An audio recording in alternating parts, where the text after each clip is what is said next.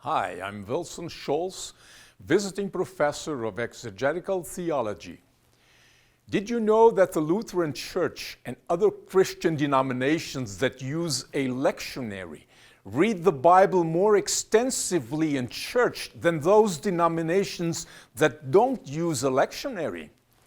I hope you'll join me from 10 a.m. to 3 p.m.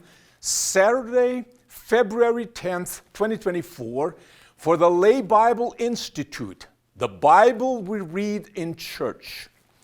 Together, we'll study the Bible and talk about the Three-Year Lectionary used in Lutheran congregations.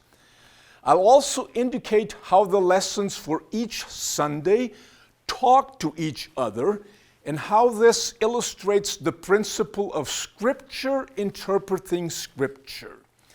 Again, please join me Saturday, February 10th, 2024, for the Lay Bible Institute, the Bible we read in church.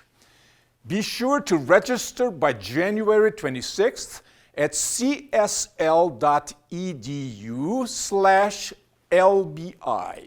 That's csl.edu/LBI.